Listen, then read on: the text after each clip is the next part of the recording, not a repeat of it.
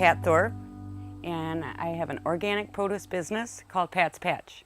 So in '93, I had my first garden. I had all this extra produce, and I started giving it to a friend of mine who was a vegetarian. She asked me at the end of the season, could I please grow produce just for her? So that's what I did. I wound up running into a woman at the corner store in Bailey's Harbor, and she said, Pat, I know you're organic, so would you consider possibly selling some of your produce here? So I started selling to her.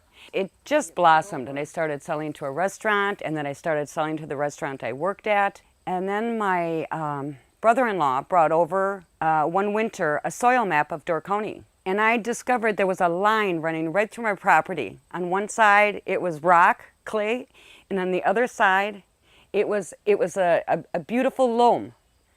So the next spring, I went in the back and took a shovel full of dirt, and I just went, my comment was, oh my God, I can grow carrots. And so then we started opening up the back, and I have 3 different fields back there that are a half an acre each.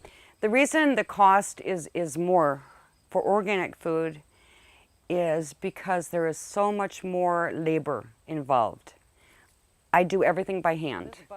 We do use the tractor in the spring and throughout the season for turning under a crop so that I can plant a green manure crop to enrich the soil. First of all, if you do over $5,000 with a business, you have to be certified. If you do under $5,000, you can say you're organic and not be certified. Every year I fill out an application, every single year, and it takes me a couple months to do that. I need to buy all organic seed, tell them exactly where I'm going to plant that organic seed, approximately when my harvest date will be, and approximately how much I anticipate harvesting. And they come out once a year and they inspect, and they are going to make sure that everything I said I had planted, when and where it is, and that I have weeds growing so that they can see I don't use chemicals. I need to keep a harvest log, which they do take a look at. And I have everything listed here that I harvest. Salad, I harvested 15 pounds and 11.3, then 18.7.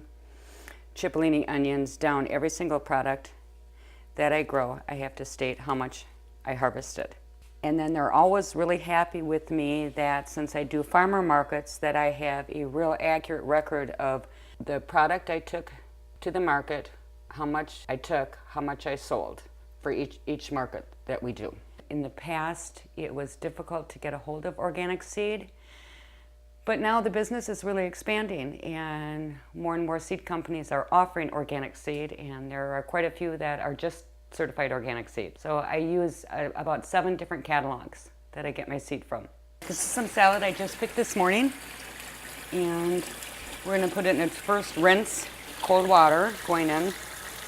So it's going to take the heat out from the field, the dirt, and hopefully any bugs that are in there will sink down to the bottom.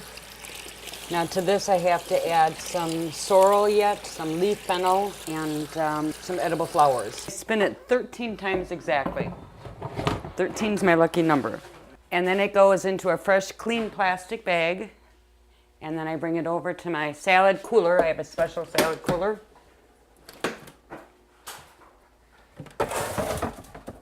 And it goes right into here. Well, the whole idea is to harvest it and sell it as fast as you can. Right here, what we're looking at is a high tunnel. By having a structure like this, the idea is to extend your growing season earlier in the ground. Means you'll be first at the market to have items that people aren't getting till July or late June. It will extend it to where we can grow longer.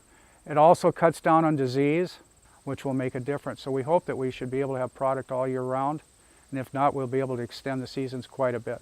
Somebody told us, you know, there's grant money out there, so we applied for it. We placed a proposal for what you see behind us, and I had made some changes because I wanted to build it kind of green, and so we made a lot of improvements where the poles bend across in gables here to attach everything the way we wanted to, so we got permanent sides.